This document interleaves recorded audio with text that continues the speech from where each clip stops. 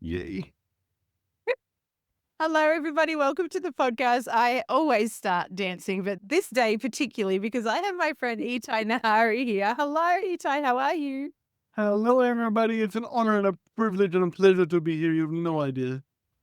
We have been talking for at least half an hour before we even started recording because we And together that's just here in this space. exactly we're like popcorn together. It's like, oh, and what about this? And what about this? That's what happens when two neurosparkly brains come together, ladies and gentlemen. Hello. Welcome. Exactly. Do you know what? Also, you are the honorary first gentleman on the podcast in almost 4 years. So welcome, honorary first gentleman. I'm completely honored and speechless, which doesn't happen to me very often, so enjoy it. Now, I'm so grateful. Our paths have crossed over a couple of times now, but most recently you are, what are we calling you? Facilitator, assistant teacher inside of the Human Design Center? There's never been a title for it, but I suppose I'm a teaching assistant. I would like to say you are the person who answers everything because you are so passionate about human design that you cannot help yourself but get in there and get excited. I'll take it. Let's leave the title out there, but if that's what occurs to you, I'll take it. I love it. I love it. So this is inside of the beautiful Annalena Fuchs, who's been on the podcast, Intuitive Human Design Certification for teachers. And we have started chatting pretty much on the daily because our brains are so similar in so many ways. Like I am a big why learner, which we've just been discussing over the weekend, is like really understanding the foundations of things, as are you. We both need to talk things out. So this has been this wonderful friendship that's just been weaving in the last couple of months. So I'm so excited to have you here. It's an honor. Yeah. Now, I actually want to talk a little bit about, like, we can't go into every single bit of your history, but Oh, that's too bad.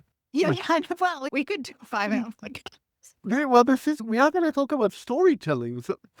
thing. This is like always when I have a guest on, we talk about the golden threads that led them to where they are. So I know we're going to get to human design, but what fascinated me about the way that you've kind of arrived at this point in time is that, well, number one, you speak many different languages, which always makes my brain want to explode because I am hardly able to speak one. You speak Australian English beautifully. If that means I swear like a trucker, yes. For somebody as acoustic as me, that's saying something. So please continue.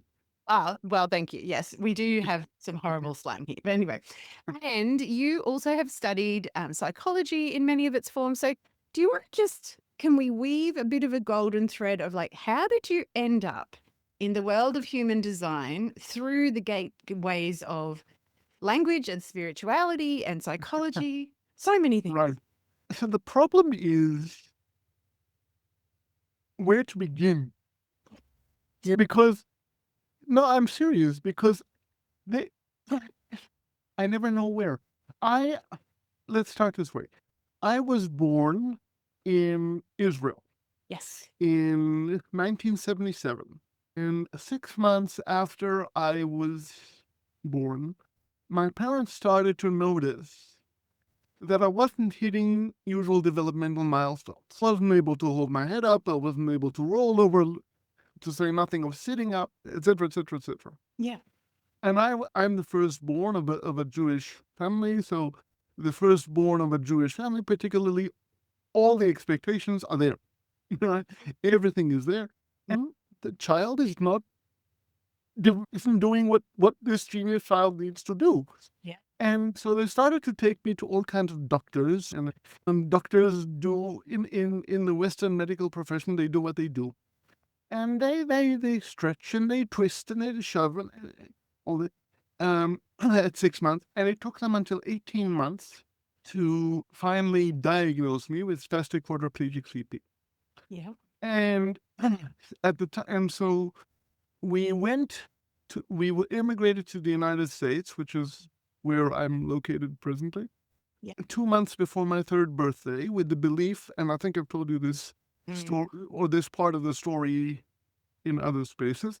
Yeah. With the belief essentially that we would go there to the States and The doctors would do whatever magic it is that the doctors do, and I would then be cured, and we would then go, go back to Israel, and I would literally sprout wings and be able to fly.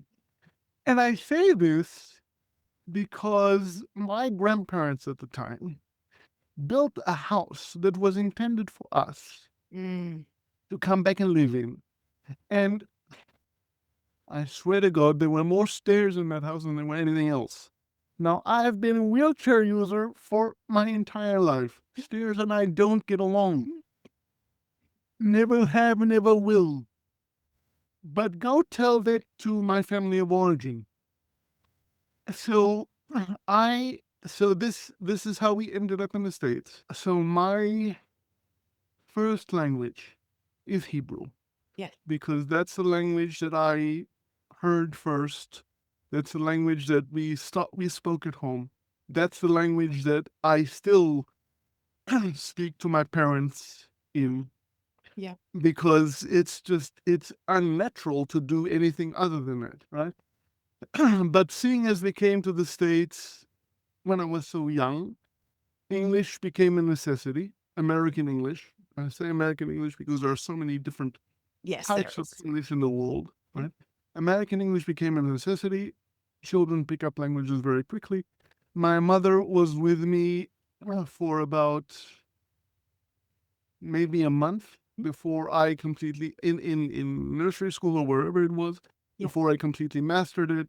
English Wow. better than they did. So, Wild. so English and Hebrew are technically Hebrew's my mother tongue, but Yes. I would also say that English is as well. And in my circles, because of my paternal grandparents on my father's side, my grandfather is German, and there's a whole family history that goes along with that, which is how I ended up studying German Jewish history for my bachelor's degree. On my mother's side, the Polish and Lithuanian and all this, and there was Yiddish in the home and so forth and so on. So I grew up, and for me, multilingualism it became natural. Yes. I picked up Yiddish because I was sick and tired of not understanding what my grandparents were saying, so I began to just understand. And French was offered in school, so I took French. And then German, because of the family history, German came into the picture, etc., etc., etc., etc. So amazing. I appreciate the fact that a lot of people find it miraculous that I can speak so many. For me, it's just Normal. it's normal. It's the way I see the world. It's interesting because when I was younger, and I think I've told you this as well, Yeah. when I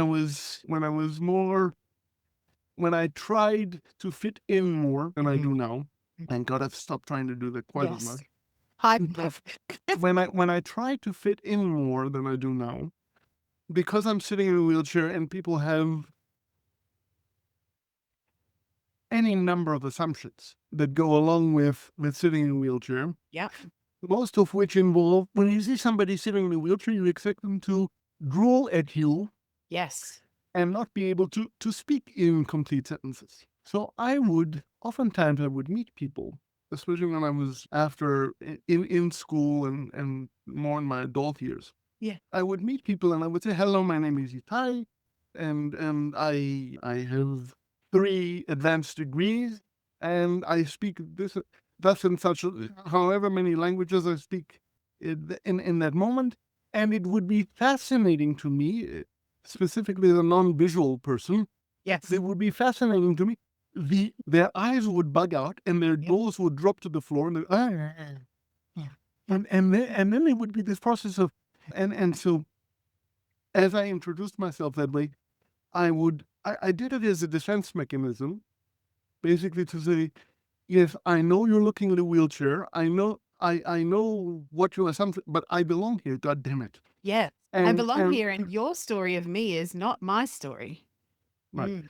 and but as I said, I did that a lot before, and I've been doing inner work for as long as I can remember. I mean, physically, I can't do much for myself. I need assistance with activities of daily living. So my world has, for as long as I can remember, been internal. Yeah. I play with ideas, I play with stories, I play with, I mean, movies and books and all kinds of different things, philosophical systems. I originally wanted to be a rabbi at the age of 18. Yeah. And because I was raised Jewish, coming from Israel, the idea was when you go to the States, and Jewish education was important to my parents. What they understood as Israeli Jews is you go and you put the children in a Jewish educational system. They understood to mean Orthodox Jewish. Yes. Yeah. So from there, I got a very, very strong foundation and pull in traditional Judaism. Yes. I wanted very badly to be a rabbi. Very, very long and convoluted story, which maybe we can get into on another, On one of our many episodes to come in the but future. essentially, I was told, essentially because because of ableism and because they were highly discriminatory. They said no. Now this is after I'd already done a degree in German Jewish history, Yes. which I had, which I, it was basically an individualized major, which I took, and I see, and this is why it's so difficult to figure out where to do this and how to begin. When I was 12 in 1989, Yeah. my paternal grandfather wrote a book Oh, about, and this you don't know. no, I don't. I love the surprise on your face. Another About our, facet of the diamond. yes, about our family history, Yeah. and from 1649 until 1989. And I was, and I would go back and forth to Israel during that time on my own.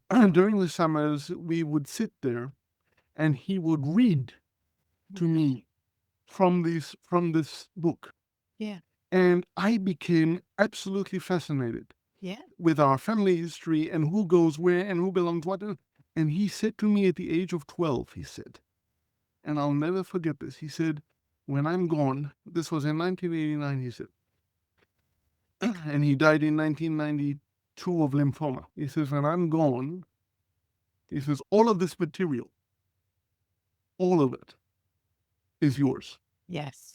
I said, uh-huh. No And, pressure, Ethan. and he said, you take this and you translate this from German into Hebrew and you continue this book Wow. at the age of 12. So that explains to you all of a sudden why I had this mission given to me by my paternal grandfather. Yeah. And that's how I added German to the whole process, because I already had Hebrew, English, Yiddish, Yeah. French, etc., etc., etc. I don't have enough hands for you to count those languages. We don't have enough digits. Okay, but that's how German. So that's how my first degree came about.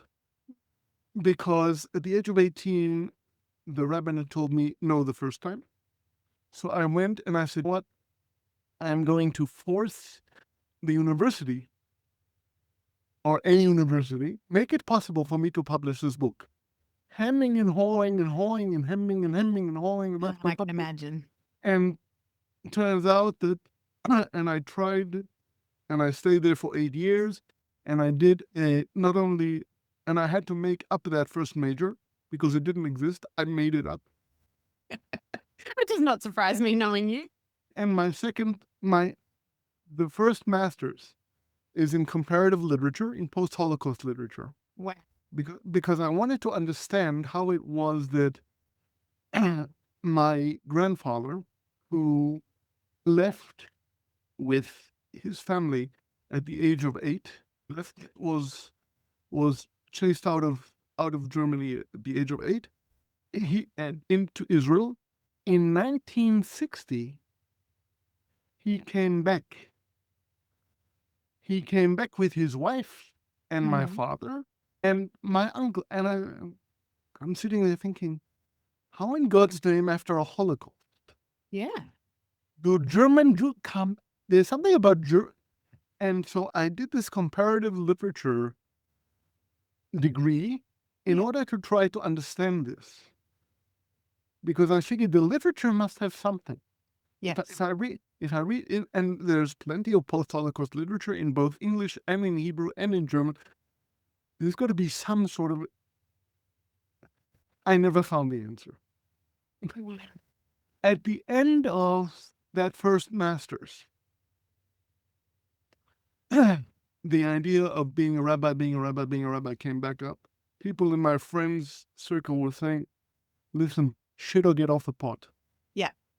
Um, I love that I saying. would, I would, don't you, Rabbi, don't talk about it Or just anymore. stop. Yep. Stop talking. So and at the time I was in Connecticut on the East Coast of the United States. Yeah. And there was a seminary on the West Coast and this is where I experienced all the ableism, etc., which is another story, that accepted me for a preparatory year. Wow. And that preparatory year didn't work out at all well because of all the ableism, etc. Like I said, a whole other book, a whole other several books that I could write about this. Mm. So, and my fiance at the time, who was not my wife, Yeah. we found our way, and that was in Los Angeles, and then we found our way to the San Francisco Bay Area, where we lived with a friend of mine from my undergrad days for a few years. I dabbled in film script writing also. And for a few years. Aspect I did not know. You didn't know, right? And we found, or I found, or Lisa says that she found, and then I said, okay. Found me a program, right? Which is not proper English, but found me a program that was, and keep in mind, I've always been philosophically inclined, and I Buddhism and Kabbalah and all these things and the I Ching. I'm familiar with these things on my own for years. Wow. And eventually, I promise you, we'll get to human design. This is a perfect example of golden threads leading you to where you're meant to be. And we'll get there, but every aspect of the human design chart, Yes. and this is part of why I was like, oh my God, it's all here. It's all here. The chakra system, right? Yes. The Kabbalah, the astrology. What am I missing? Quantum physics. I Ching. Yep. I Ching. Everything I had been fascinated with, energy, all the things that I had been fascinated with came together. So I went and I found a program, or a program found me, for transpersonal counseling psychology. So cool. And I said, what? I'm not going to fly. I'm not going to sprout wings and fly. I've learned that that's not going to work. Sorry to my grandparents, and sorry to my parents, and they're just going to have to deal with it. The best thing for me to do is to sit here, and if people are coming to me anyway, and they're sharing anyway, they've been sharing with me things for years. For I your said, whole life. this is happening naturally. I might as well learn it Yes. and make money with this. Yes. And I did it, and it's a wonderful program. The program no longer exists, but I got the degree. And the idea was to become a licensed marriage and family therapist. And again, disability. The reason that didn't work primarily is because of accessibility issues and ableism. So I have a degree in counseling psychology. I never became licensed. We ended up in the middle of nowhere, South Dakota, which is where we are now. Again, a long story. In 2023 is when human design found me. And like everybody else, I was first introduced to it, and I guess we can Well, I guess we can forgive people for this, but I was first introduced to the tropical system.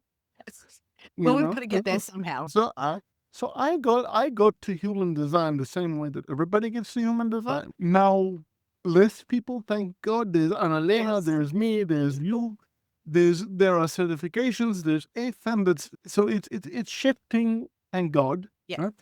But at the time, I got to human design the way that most people did, through the tropical system. And in the tropical system, I find out that I'm a 6-3 manifesting generator. And what this means, and I'm looking at the chart, and oh my God, all the systems come together. Problem. I see myself in parts of it, and I'm supposed to, the generator types are supposed to, start making all kinds of, Having the bodily sacral response, yes. all kinds of, forgive me, black noises or something. And I don't have a black noises. I have words. I have thoughts. I have dreams. I play with ideas. Yeah. And all of a sudden I have responsibility. And I'm sitting here as a disabled individual who doesn't know really what it's like to be in contact with the ground. Yes. We've talked about this too. Yeah. This is I fascinating. don't know what it's like to be embodied. No. Because most of my life, I'm sitting in a chair that is, I don't know how many meters Yes. up from the ground, motorized chairs. I have no idea what the hell is ground. Ground. Come into your body. Yeah. Let me come into my body. First of all, my body, since I was very, very young, my body was something that was unacceptable. Yeah. My Yeah. body was something that was wrong. My Yeah. body was something that didn't behave. My body was something that I needed to work against. That needed to be fixed or needed to be That pushed. needed to be fixed or fought with or twisted or Yes. turned or pretzelized. How the fuck am I going to come into my body? Yeah.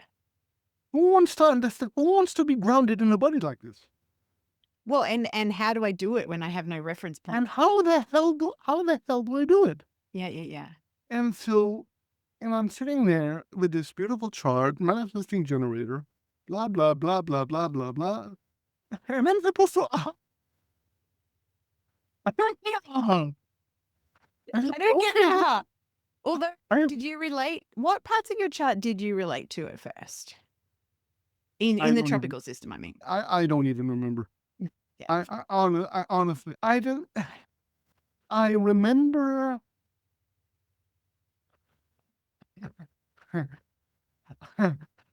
You have the 2145 in your chart Yes. as well. Right? Yes. But that's called the money line. Yes. And I remember, and I was told, and I looked at the genetic matrix thing that it's a money line. So what do you mean I have a money line? I have a no money line. I have no response or no experience of this. I had money. What money? Show me the money. Bullshit money. So I remember having this sense of that's what the chart says, yes, and I was explained shadow, self, and not self, and this later I found out that this is traditional human design and it has its place, etc., etc. Fine, good, wonderful. Yes. And I'm thinking, okay, I have a lot of inner work to do until I align to myself.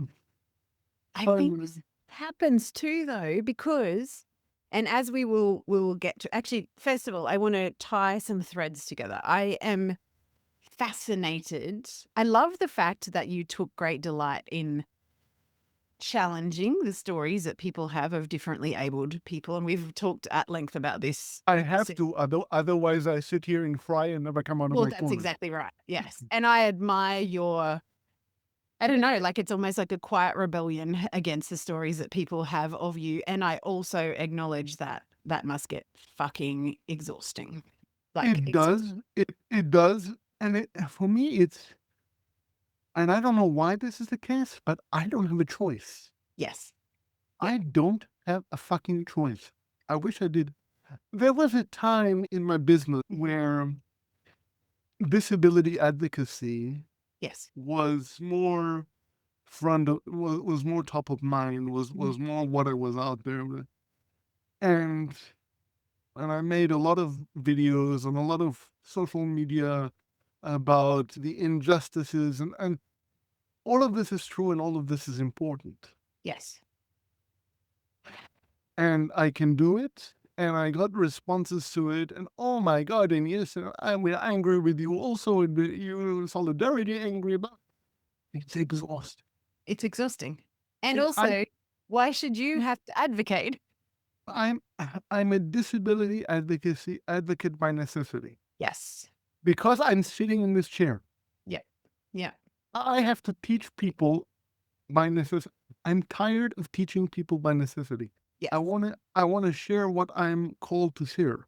And it's not about whether or not how many stairs I can make in a go, or whether I can fly, or how I fish, or how I fit, or in what angle I set for my piss and shit. What I can eat, or how I can eat it, or when I can eat it. We've had many conversations about that. Right, yeah, but I mean, that is exhausting. Yes. Every time I go to a doctor, it's exhausting because I have to teach them. The first thing I ask doctors is when I meet a doctor, Yes. I ask him, how many patients have you had with CP? Yeah.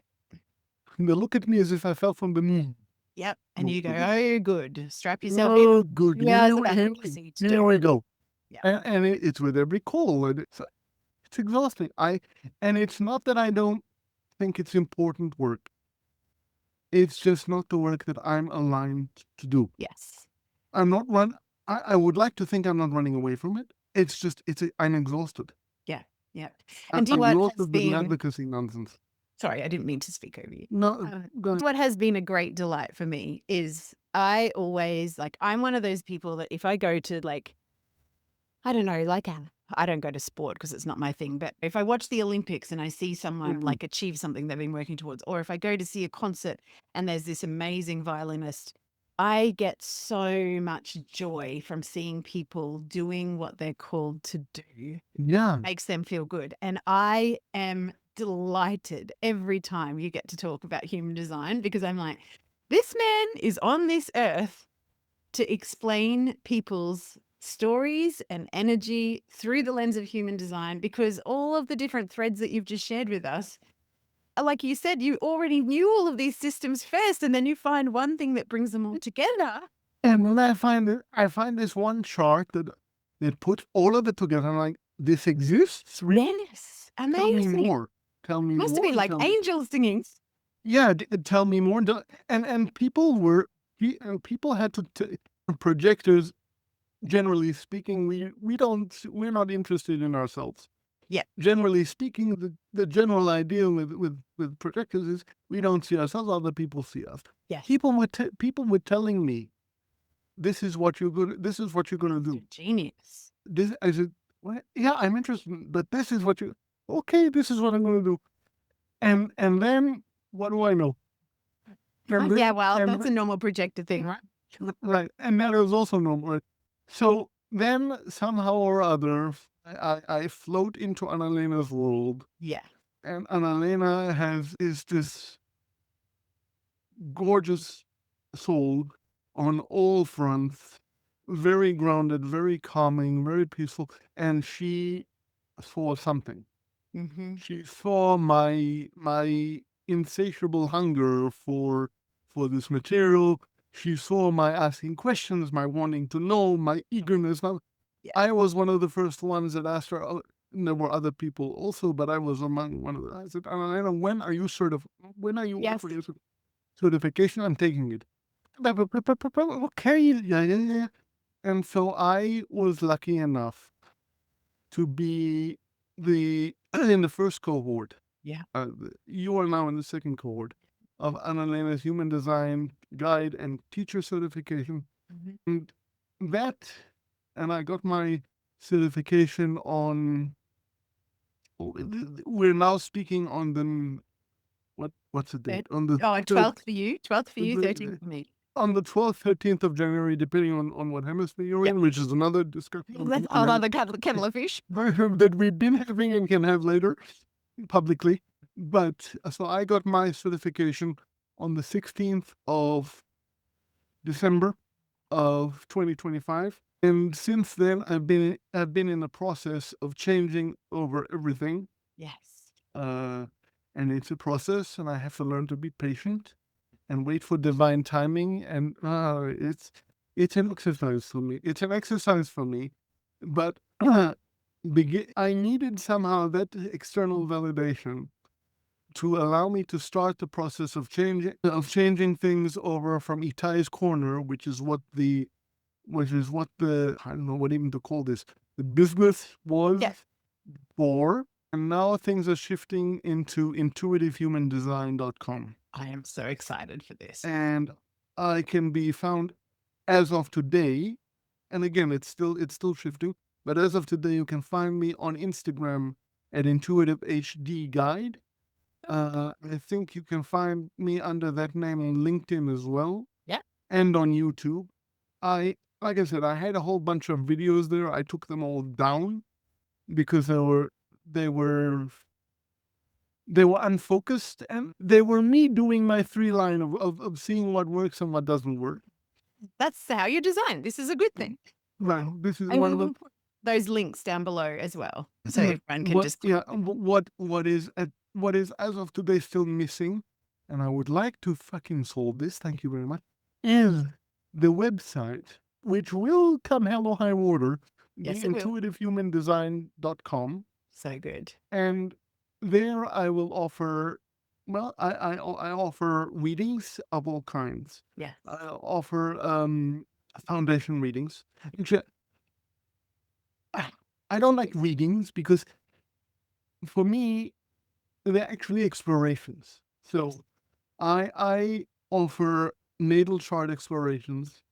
I offer connection chart explorations. I offer solar return explorations, Chiron returns, etc. So there's a whole slew of different chart explorations that we can do, and there's a whole slew of different ways in which we can use the human design chart as a tool, because that's what it is. It's primarily a storytelling tool. And one of the main reasons that I love human design is because I see it as a storytelling tool.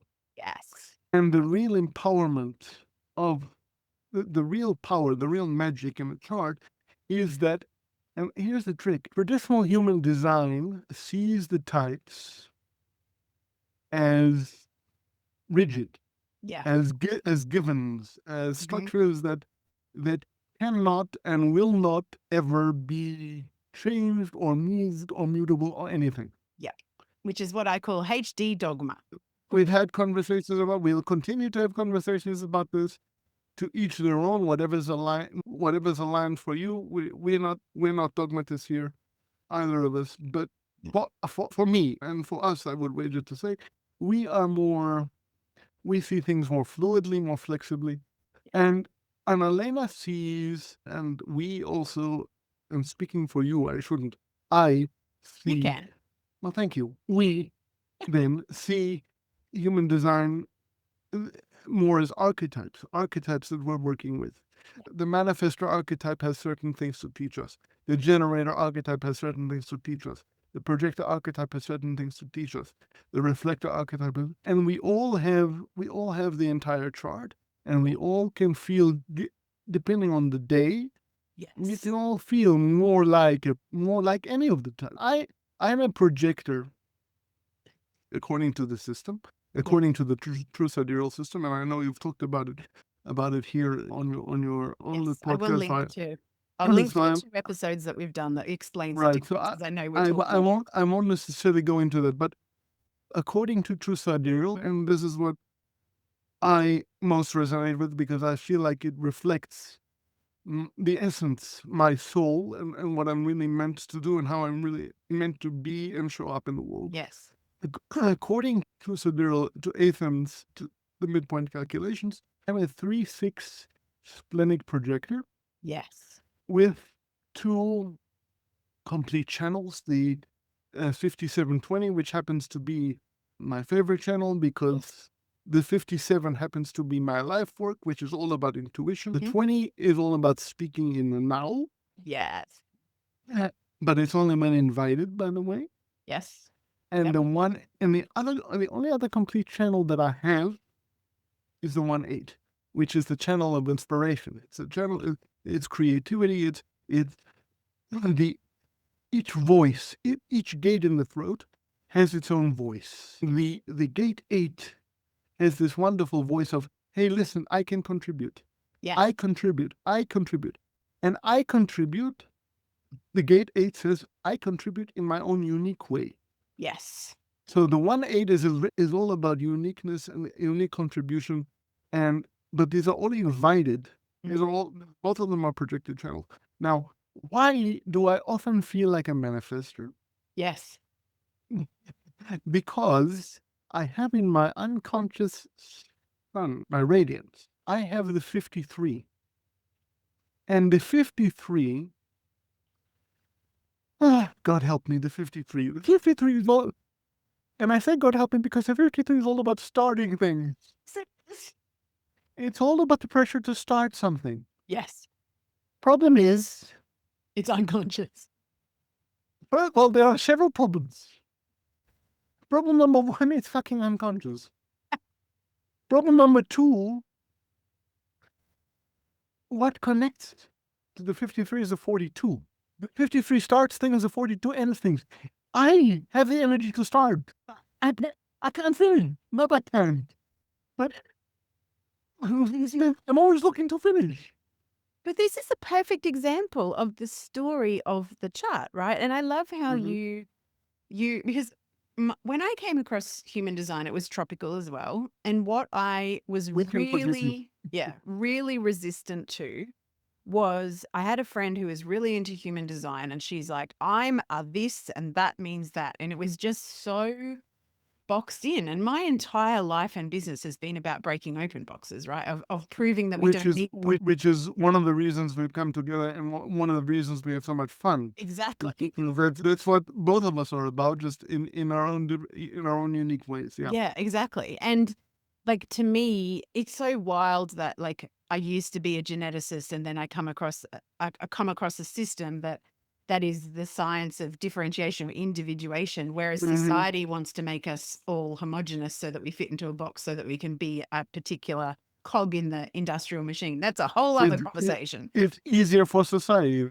but Yes, we exactly. don't fit that. Well, we're easier to manipulate and control. Control, right? Yeah. Yes.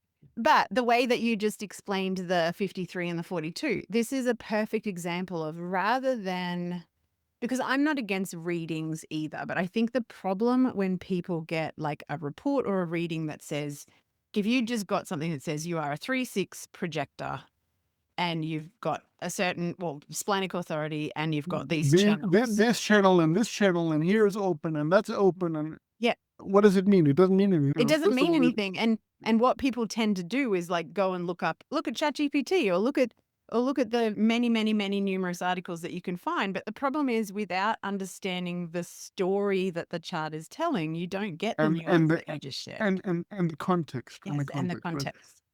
And it's and that's the thing, is it and that's the one thing you'll hear me say is, and I think I've said it here once before. Yeah. Every chart, any given chart, your chart, my chart, you can even do a chart for your puppies. Yes. Never do that. You should. It's possible. It's possible with genetic matrix. But every chart has the potential to tell an infinite number of stories. Yes.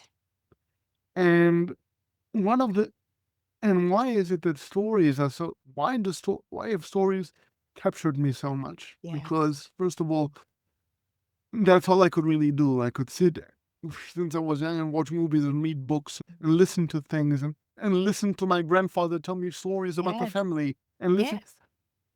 I quickly understood somehow on some level that we are a product. We are the causes and conditions that make this moment.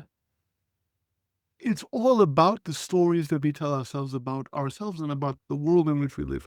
And the only thing that I have control over, especially sitting here in this chair, Yes. the only thing that I have control over is the story I tell myself about this moment. Yes. Okay. Yeah. And if you take that, and if you take the fact that in counseling psychology, I learned, and I promised you we talk about this, and here comes the narrative therapy. Yes. Yes. Yes. Yeah, I cover things. It just takes a while. So thank you for thank you for your patience. And and take narrative therapy that says, okay, this is the story you're telling yourself now, or here are the events, and here are how you feel about them, and together this makes a story. Let's try and imagine. One of the most wonderful tools of narrative therapy is the what if question. Yes.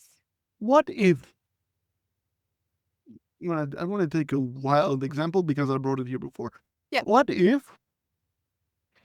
Itai was brought at the age of 3 essentially to the United States, and there was some kind of a miracle cure, and some of the medicine he was given allowed him to sprout wings, and then the child would fly back at him. What if? And this what if game is, and so that's a little bit of a strange example, it's a little bit extreme, but for entertainment purposes, right? But a what if game of, okay, people have self-esteem issues. People have self-worth issues. We imagine for a moment a version of ourselves, a story in which where it doesn't necessarily flip a switch completely, Mm.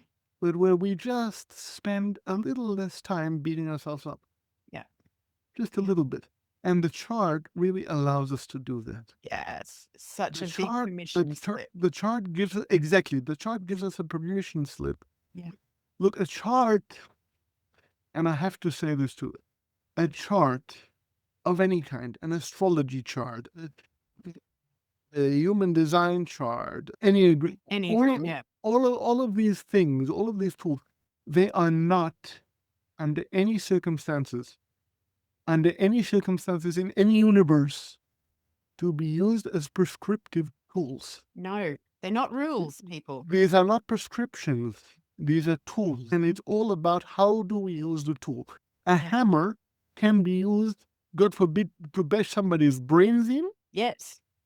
And you've seen that, I know, in your Yes, in work, my past life, yes. in the past life. Yeah. And it can also be used to build houses and build. A hammer can be used to create. A hammer can be, but it's still a hammer. That's such a good analogy, Ito. A hammer is a hammer. How do we use the hammer makes a difference. Yes. And just to follow that through, what I see in human design when we're talking about dogma is the hammer is used, or the chart is used, to whack oneself with or make In- ourselves wrong. In most cases, yes. In Mm. most cases, traditional, yeah. And I mean, that had its place. Look, when Ra first brought human design to us, Yes. and Ra admitted this, he said, "Look, I'm here to shock people. Yep. Wake people I up. mean, I'm here to wake people up." He had the 51 prominently placed in his tropical chart, which is another topic Yes, altogether. yes.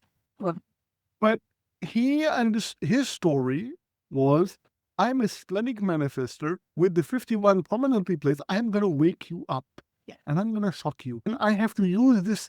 I have to use the shocking language so I can wake everybody the fuck up. Yep. Because we're running out of time, and there will be this 2027 shift and blah blah blah. Yes.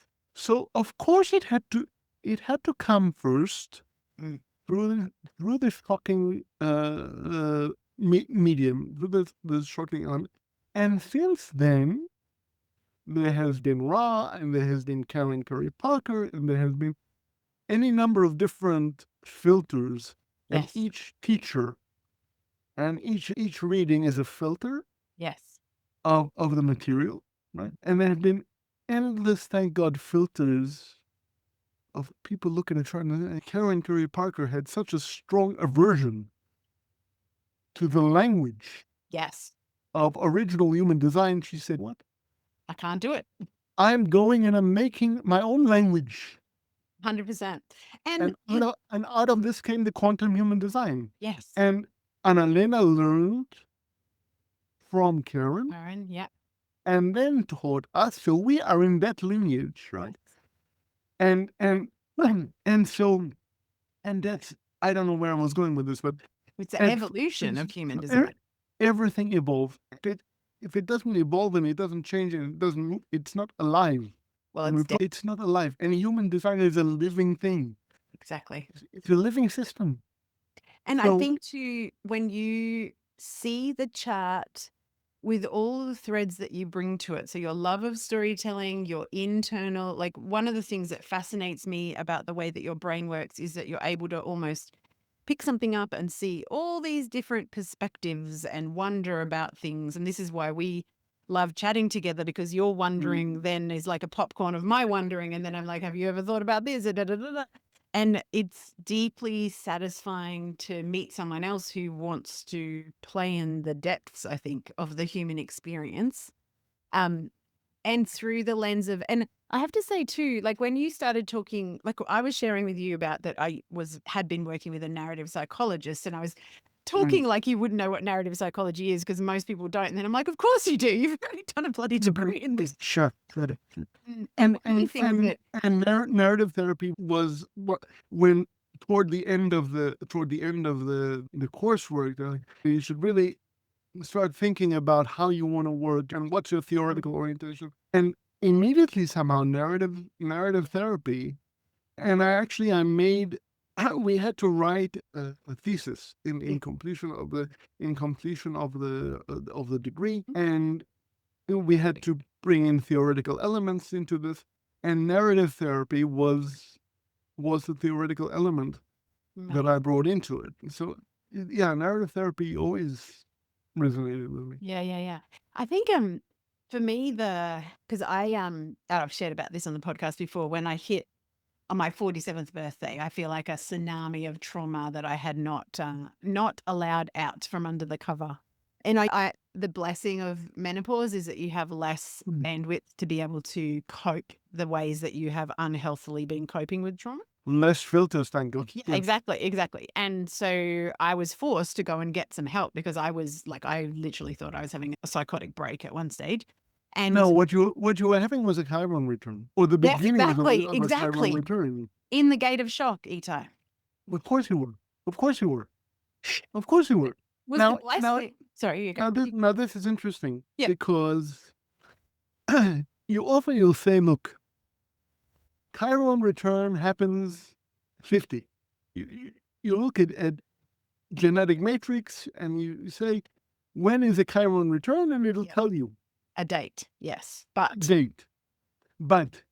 the energy of the Chiron return, and I swear to God, I think I'm in mine now. Yes, you will be. You would be. The energy of, because the things are shifting. The energy of the Chiron return can go anywhere from, and it depends for everybody. Everybody feels the energy differently. Yes. So when you say, I had what I thought was a psychotic break, and everything was, no, you're having a Chiron return. It's normal. It's the pattern of your life, right? We're meant to be evolving. And if you don't have these things come to the surface to be consciously aware of, you don't get to evolve. And hang on. Do you see what we did? Do you see what we did? You said I had a psychotic break. And I said, no, you didn't. You had a Chiron return. You rewrote the story using the knowledge of the... Yes. Yeah. Different, more empowering story. It normalizes it. It empowers you. We start to learn, what does it mean, a Chiron return?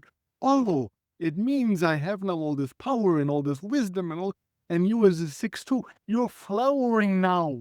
Yes. This is you in your, I love this for you. Yeah. And a 6-2 manifestor flowering like this is one of the most incredible things I've ever seen. If only you knew me then, Itai, because you could have saved me lots of emotional pain. But this is where we're going with using a chart like this, right? Is like, rather than telling yourself a disempowering story like I'm having a psychotic break, or which is certainly a story you can tell. Yes, absolutely. And I was very strongly. I was like, there is something seriously wrong with my head. But the reality is I was being given a chance to look at my one of my core wounds around being not seen as a kid, and actually working with a narrative psychologist and also my friend Sarah Brooke, who I've spoken about before on this podcast, who's a energy healer who works through the womb as the access point. So we were doing generational repatterning, and Oh wow! I know, Oh, amazing.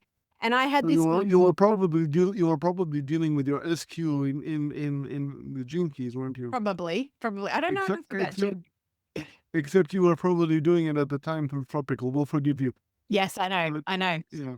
But one of the things that that combination gave me, and it's so funny because we were reading how we were talking about the light code wrapping around the DNA strand. So I had a moment in a session with Sarah. I'd been working with a narrative psychologist, a lot of it around having a parent with addiction issues and feeling safe as a kid and whatnot.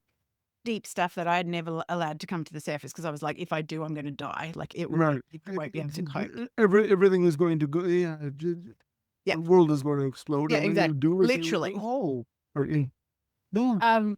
But the blessing was in a session that I had with Sarah. I was talking about at the time I was doing done for you storytelling work for clients. So I was helping them to pull out the golden threads like you've just shared and turn it into magnetic copy on their websites and to talk about their services and why they do what they do, right? And you And do just, this so well. It's yeah, incredible. just something I do because I love people's stories like you. I love our self stories. I love the stories of how we came here, our family of origin stories, our cultural stories, all of those things. Oh, but you see, this is your zone of genius. Yes, just definitely storytelling. Well, capturing people's magic through words is definitely one thing. The projector recognizes you. Say thank you. Thank you. Thank you. You're welcome.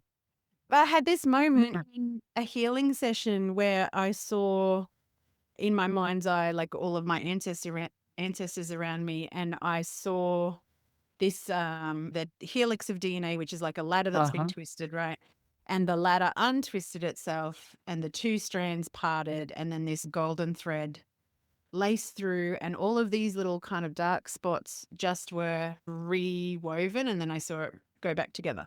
And when I came out of that meditation, Sarah actually said something that stayed with me for so long, and it's a perfect example of narrative, like changing the narrative. She said, "Isn't it interesting that the thing that is your genius now comes directly from what you didn't receive as a kid?" Because something that my clients always say to me is, "I've never felt so seen before." And my biggest void as a kid was not feeling seen. Well, It's like, and that makes all the sense in the world. yeah, Both psychologically. yes, I mean, that's the chiral movement, right? And if you look at a Jewel Keys chart, yes, people will see that the core, that what is the core movement becomes the vocation. yes, yep. It's So, the two sides of the same coin, right? absolutely. Amazing. Coming back to your example with the 5342, I really want people to understand that when they come to you for readings, that you will help them to understand, because I think it is the human. Exploration, Yes, explore together. exactly. And it is actually, Language is important. yes, this is another thing that we bond over, the love of language. Only one for me, just trucker Australian English. No, language is important because language, and again, here is I was raised Jewish, and like I said, I wanted to be a rabbi. One of my first reference points, and thank God I don't use it this way, but one of my first reference points will always be the Bible. Yes. And Jews tend to put a focus on what most of the world calls the Old Testament, although I've read both cover to cover several times. But you look at Genesis, God created the world through words. Yes. God speaks the world through Star. Well, God manifests, right? God manifests. God speaks the world into existence, which shows us the power of words. And God also, by the way, destroyed the world through words. God brings floods, God brings, etc., etc., etc. So words are tremendously powerful. Words are tremendously powerful, tremendously important. Words are frequency, which works beautifully given the fact that the 57 is the most acoustic gene key, gate gene key in the whole chart. Yeah, words are very, very important.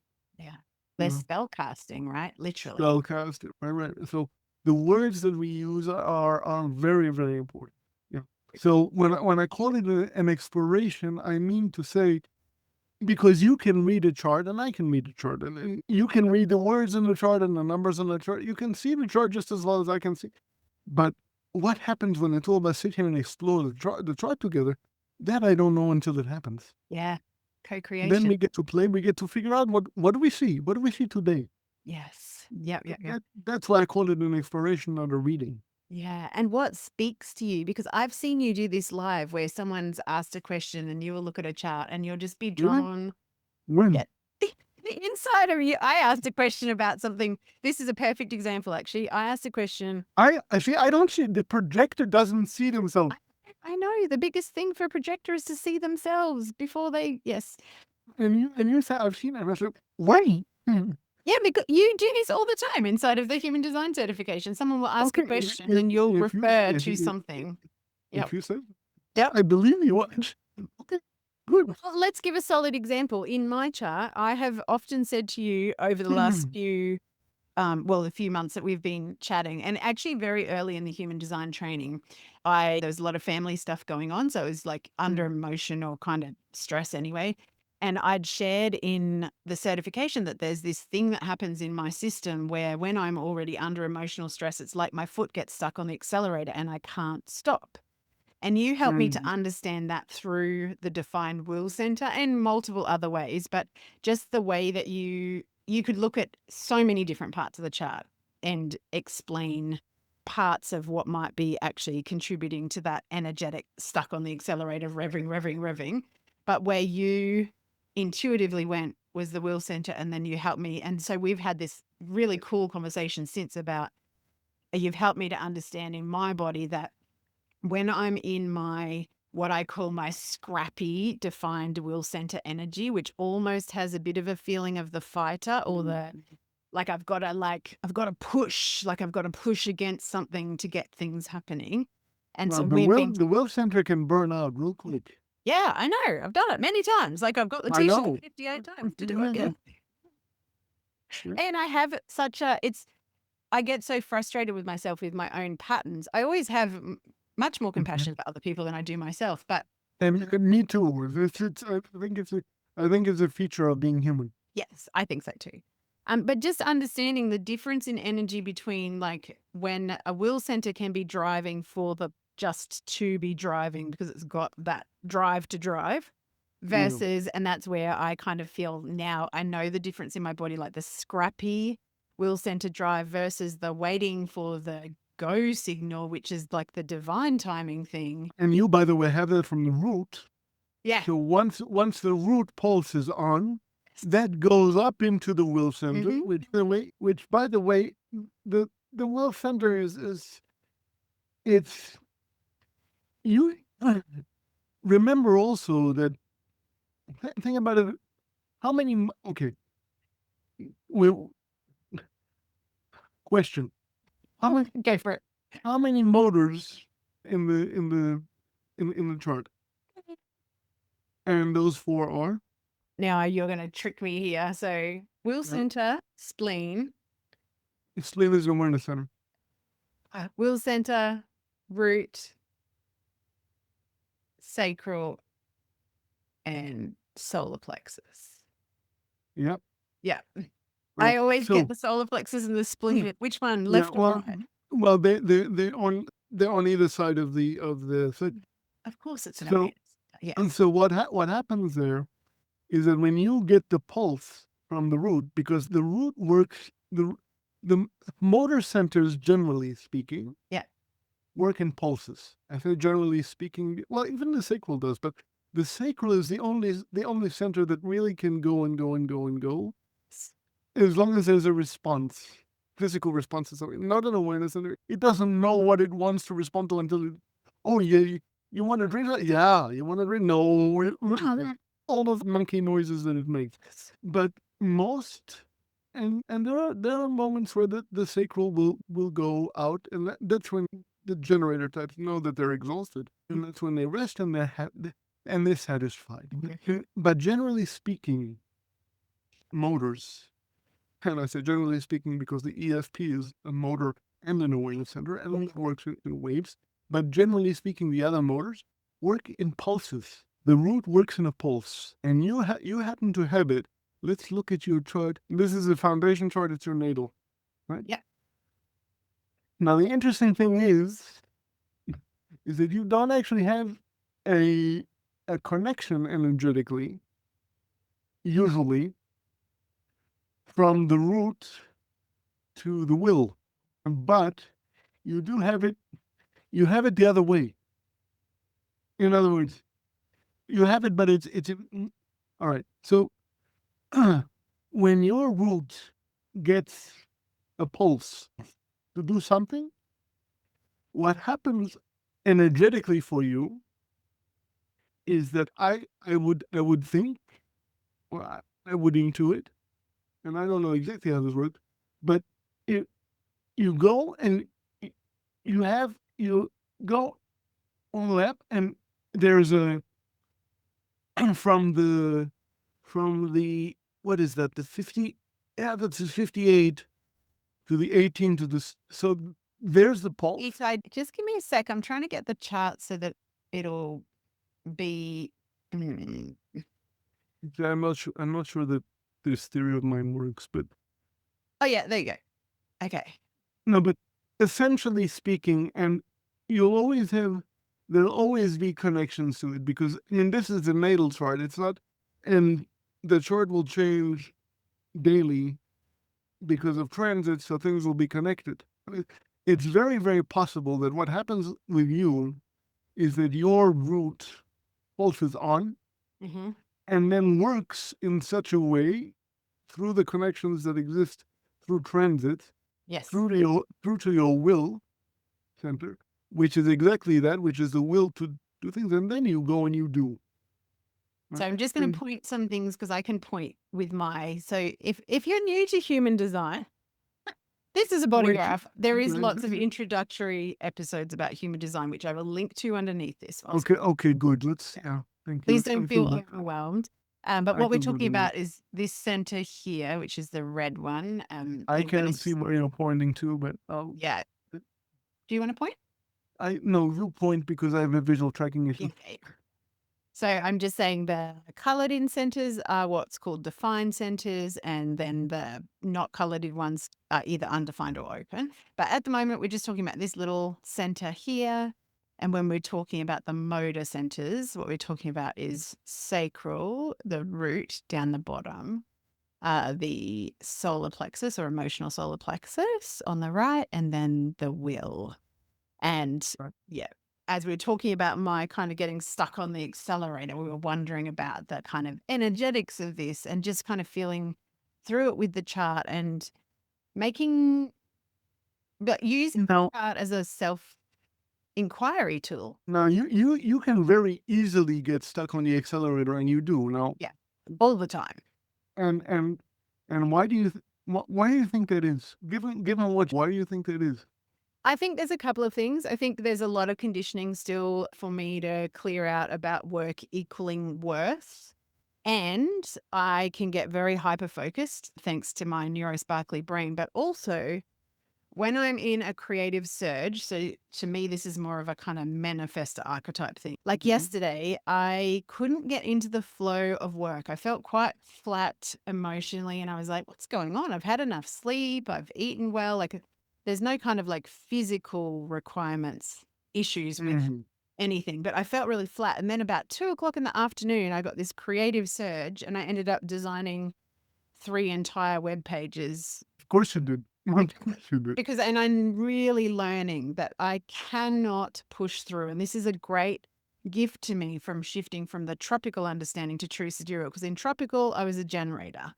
And so I feel like I was trying to squish myself into more of a generator archetype, which is that more sort of steadiness of life force energy, as long as you're doing something that is something that lights you up. Whereas with the manifest, I'm really leaning into now wait until the surge comes and know that when the surge is on, I can get more done in like 3 hours than most people can get done in a week. I just have to wait for it. And manifestors have to wait for inspiration. Yes. And all of this is wonderful. And all of this backs up exactly what's written, what we see in the chart. Because if we look at your natal chart specifically, Yeah. the defined will is here to prove itself. Yes. It says, I can do this. Not only I can do this, but I will do this. I can and I will, I can and I will, and I can and I will. So it's already predisposed on the one hand to I will, I can. Watch me. You tell me no, you watch me. Oh my God, that is a huge, you tell that to my parents and they'd be like, she came out like that.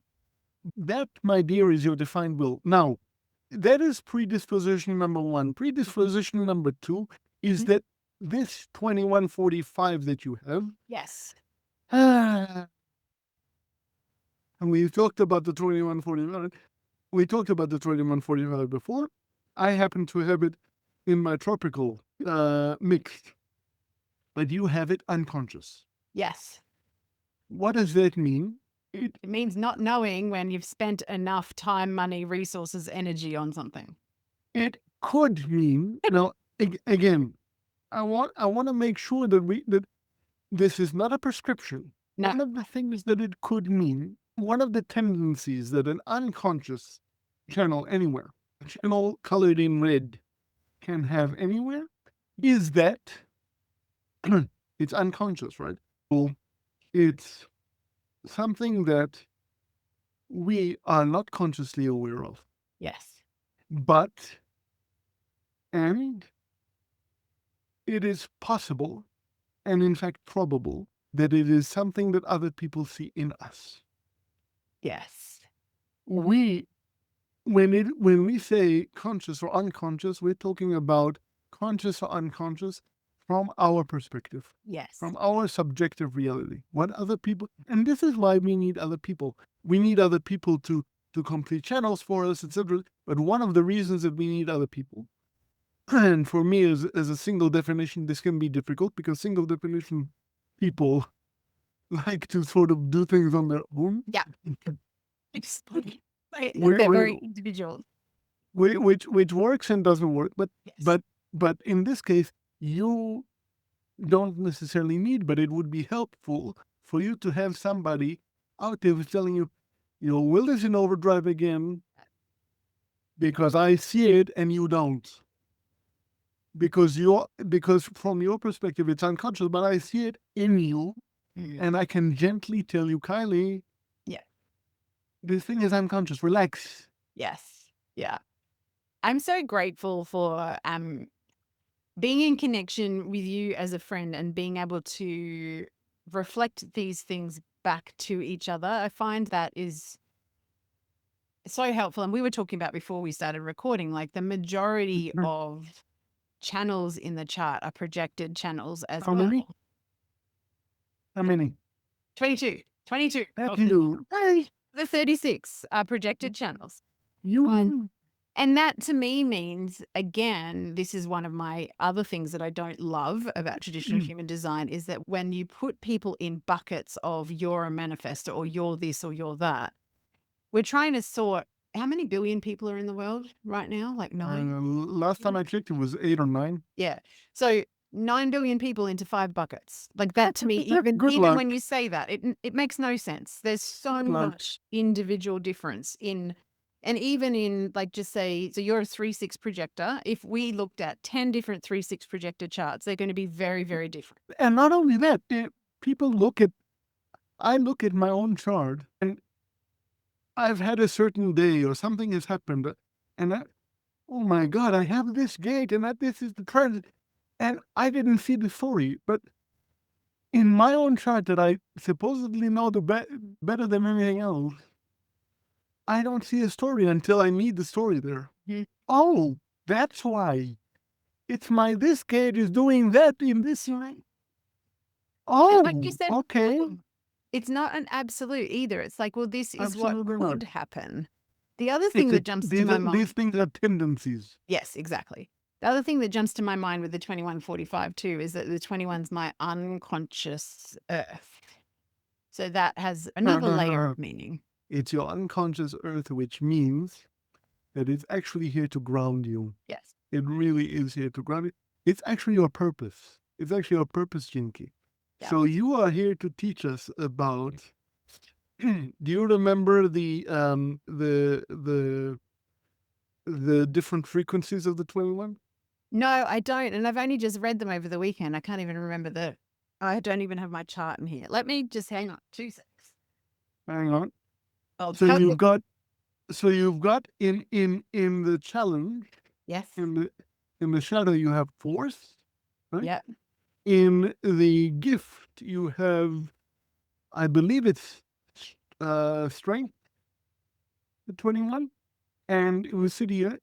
I feel like it's control is the shadow, which is very Sorry, much something that right. I Control, right? control, authority, and valor. Okay, control, right. Oh, so where was I getting? Oh, that was a 34. Sorry. Yeah. So control, authority, and so control is exactly, we talk about the shadow of that. Control is exactly what you think. It's this, it's the, I'm going to control this. Yes. It's I the, have to make it happen. I have to do it all. I have to drive it. and if you, and what's interesting about the 2145 is the 21 will, is the gate through which we get resources, through which we acquire the things that we need. Because the 2145, and look, the 2145 is a beautiful channel. It has its purposes, it has its uses. It's a tribal channel.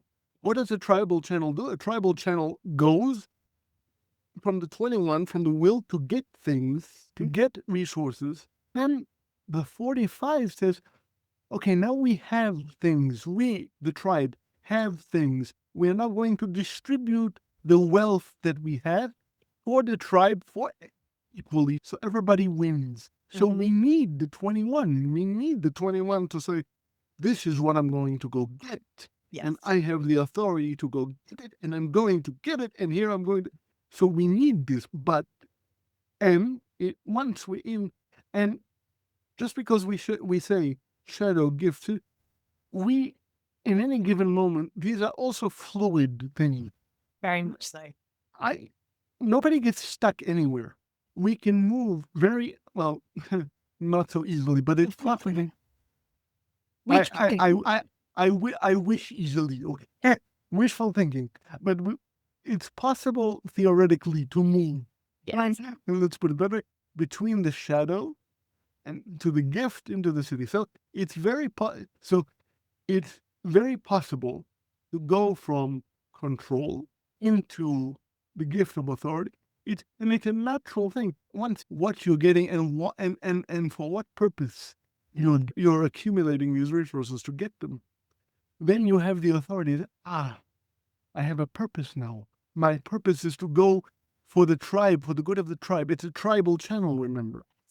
The other thing that when I was reading the Gene Keys over the weekend that really, really hit home to me is it talks about the shift from hierarchy. So I must be the leader in a certain energy versus synarchy. And synarchy is something that I have long believed in and driven towards. And this is the reason why, like, I've done the work. You and me both. Yeah.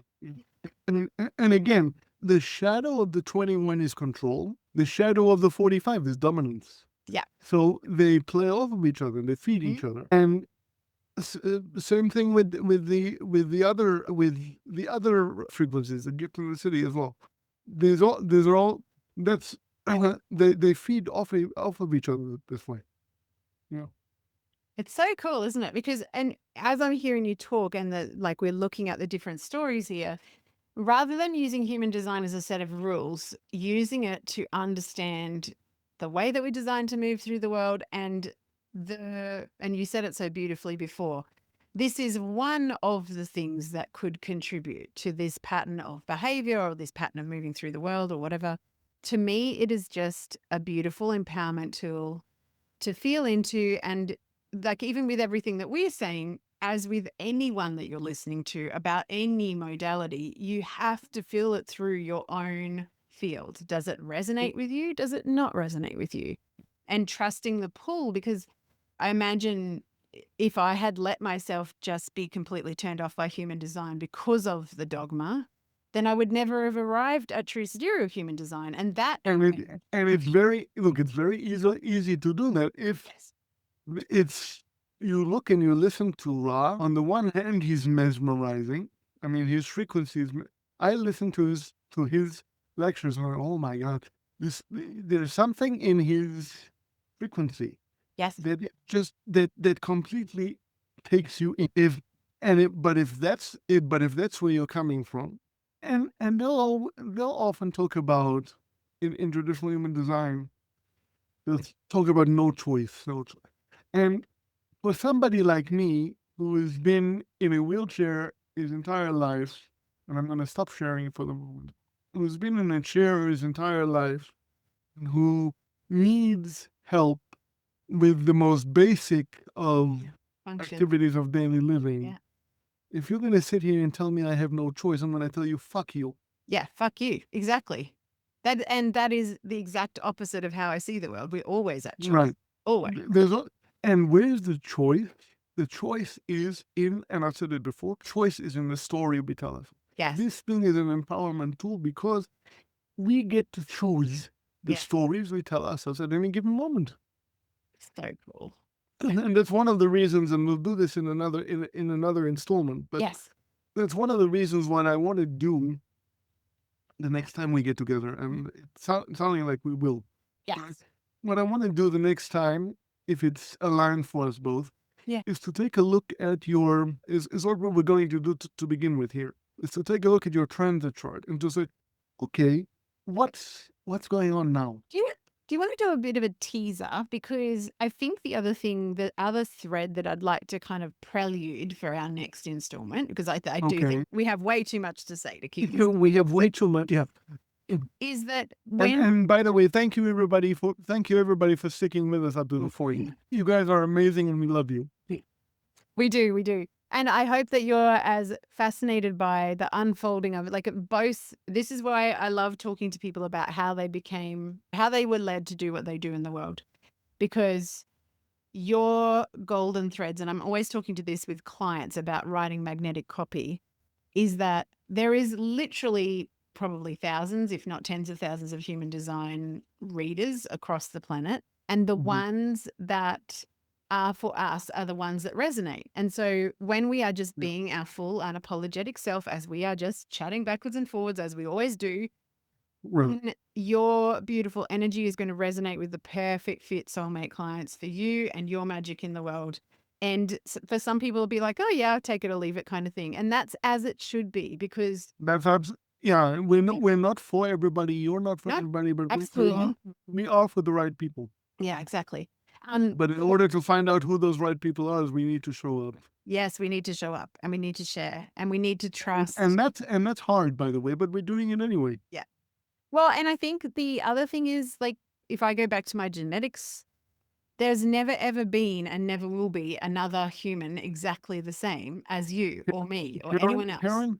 Karen Parker says that each of us are a once in a lifetime cosmic event. Exactly. And I love it.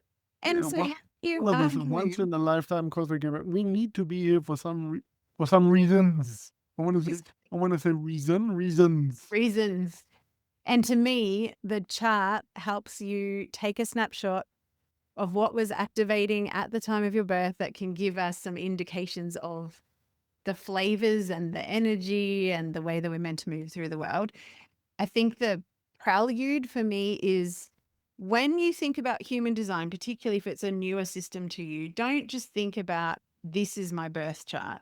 And I think if you want to just share, do you want to share the transit chart just as a kind of prelude? Because I think most people we could. Sorry. And while I'm doing that, I want to just double click on a word that you used, which is a snapshot. Yes. The chart is 2 snapshots. Yes. is a snapshot. Let me see if I can. The chart is and the chart is something that a term that I learned from integral psychology. The chart is what I like to say true but partial. That any given chart gives us a snapshot Yes. of what the energies were doing at that particular moment that the chart is calculated to show us. Yes. In other words, because how do we derive the chart? And I don't know how you're going to edit this so that it makes sense, because we should have really done this at the beginning. Good. But we derive a chart from the day and the month and the year, right? And the place and the precise time of our birth. And so all the chart is going to show us is exactly that. It's a snapshot of what are the energies doing, what is the sky doing, what are the energies doing at that moment. For example, this transit chart, it's a transit chart that we pull, right? Mhm. Okay. This transit chart, if you look, is a transit chart for the date of the 12th of January, 2026. And can I read this? 2249 UTC. Yeah. So, and the issue is that the chart, if I were to pull the chart in an hour from now, it might look different. Right? Yes. Yeah. Because the snapshot is for specifically the 12th of January of 2026 at 2249 UTC. Yes.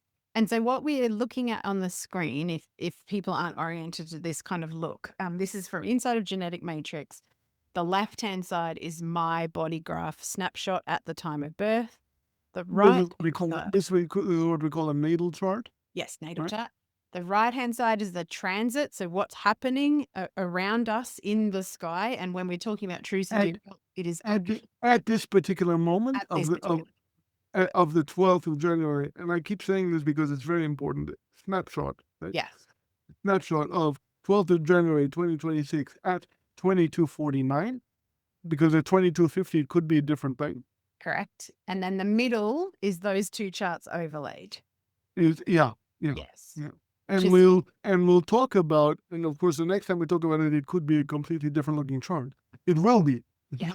You might not be a manager at that point. Yeah. I know. I'll take it because I'm doing more website creation today. So I'll take the 5 channels. Thanks. Actually, I misspoke. I said you might not be a manager. Yes. Yeah. What I wanted to say, and this is very important because again, language is important. The chart, your foundation chart doesn't change. Yes. You are a splenic manifester, a 6-2 splenic manifester. You, because of the transits today at this moment, you could feel the possibility that you could feel like an emotional manager. Yes. That does not mean that you are an emotional manager. No. It means that you experiencing could the energies. you could theoretically possibly feel like an emotional manager with every one of the bloody centers defined. Yes, exactly. How does that feel?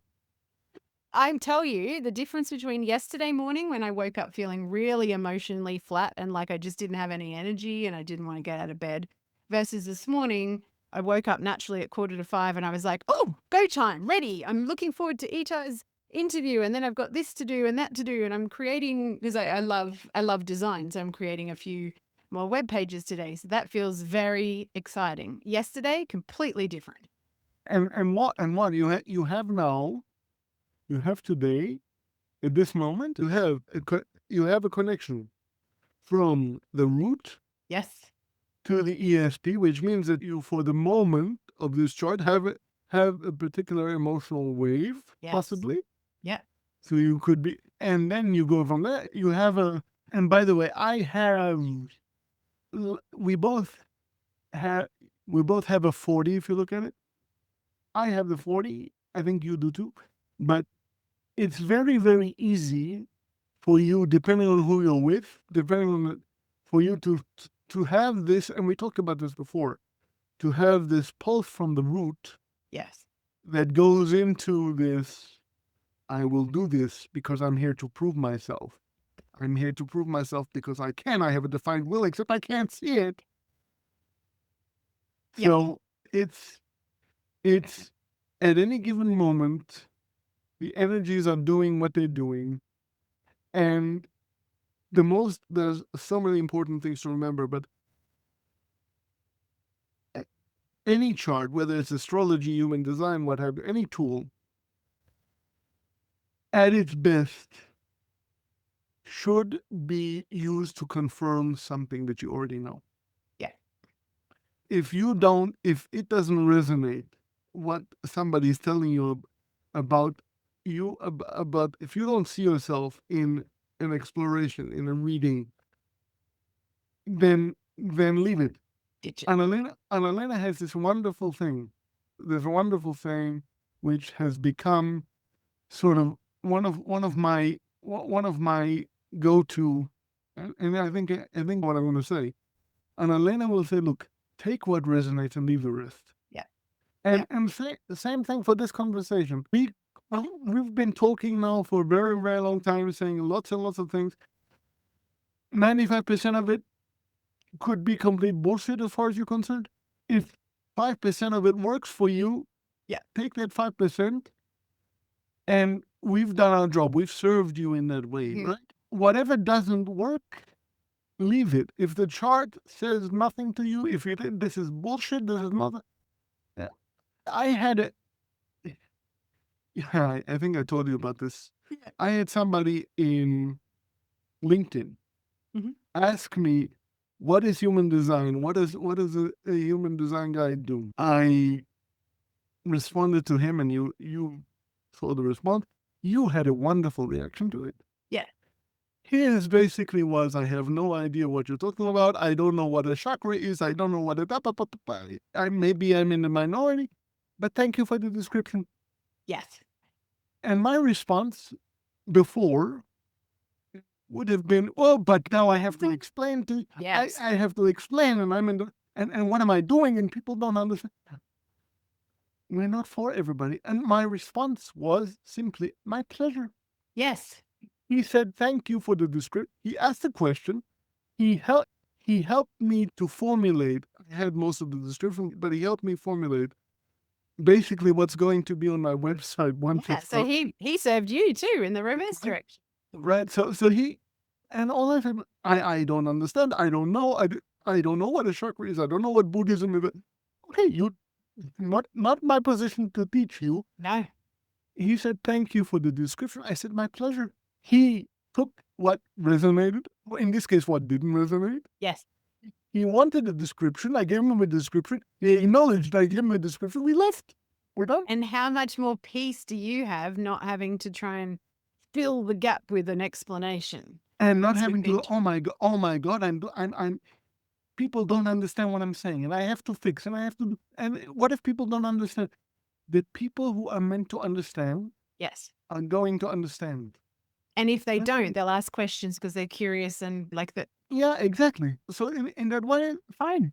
Yeah. I know, and I already had a sense that this particular person didn't wouldn't be interested in, but he asked, Yes. so I answered. Yeah. Exactly. You ask a projector a question, you're going to get an answer. What we do. That's what we do. Yeah. I think this is a fabulous, like a final kind of like pulling everything together because as we've said, like we are uniquely designed. We will resonate with the people that we're meant to resonate with. Our story and the reasoning behind what we do in the world will attract our soulmate clients. And we don't have to work at bending over backwards to please all the people all of the time because I see that all the time with people's marketing. I'm like, stop that because you're watering yourself down and the people that need you and your gifts Don't do want that. you Please don't. undiluted. You know, there's one thing that I came to in my process as a disability advocate, which again It's not that I'm not a disability advocate anymore. I am a disability advocate by necessity. I always will be. I don't exactly know how disability will work its way into all of my offerings that I'm doing, human design related or otherwise. It's just not going to be necessarily a front of the first thing you see. Yes. The human design is going to Yeah. be. But the one conclusion that I've come to, and it's been so liberating for me, is to be able to say the words, it's not me, it's the system. Yes. It's not any of us. There is nothing fucking wrong with Wrong us. with us. It's the system. Yep. And one of the reasons that I can say that now is because of human design. Yeah. What a bloody gift, Itai. Like, It's not me. It's just the way I'm designed, and that's supposed to be that way. yeah. And for all of us, all of the ways and means with which we've been conditioned to believe that our natural way is not the right way in whatever system of oppression, whether, and we've talked about ableism, like I would say the education system does that to people. I would say that a lot of families and Designed that way. exactly. We are being taught to be cogs in a machine, and what we need to be is individuated geniuses because that's what we're bloody designed to be. So We need to be differentiated. It's a science of differentiation Yeah, for a exactly. reason. Yep. It's a science of differentiation for a reason, and there is nothing wrong with any of you, the system. So good. Ah, what a bloody joy to start my day with such a juicy conversation. Thank you This so was so much much. fun. I look forward to many, many more. We are going to be doing a series. I don't know what, maybe we'll call them Conversations with Itai. I don't know. We'll figure that out. But Well, you're the manifesto. You tell me. what, it doesn't even matter. Well, it does from a language perspective. What it does. Explorations with Itai. That's what it's going to be. Exploration. Uh-huh. Yeah. Nice alliteration there. Well, I love an alliteration. You can see my entire. Of course I do. Of course, this was beautiful. Yeah. Thank you so much, my friend. Now, again, you can be found on the internet at Intuitive Human Design Guide, and then you said on Actually, it's intuitive HD guide. okay, sorry, Intuitive HD Guide. We will put all the links in the show notes. Yeah. And once everything comes up, Yeah. I'll let you, when you can, and we can add everything. because the technology is great when it works. Yes. At present, is working less well than my ego would like. It'll But come. I have an undefined ego, so I'm not supposed to prove myself. Yeah. You, however, are. I know. I'd like to retire from my defined will center sometimes. I completely stop burning it out, so you won't want to. I know, right? It's that simple and that complicated. Yeah, I know. Oh, far out. So simple and yet so hard. It's very complicated. Can we also, let's in our next conversation talk about, because we talked about in general terms.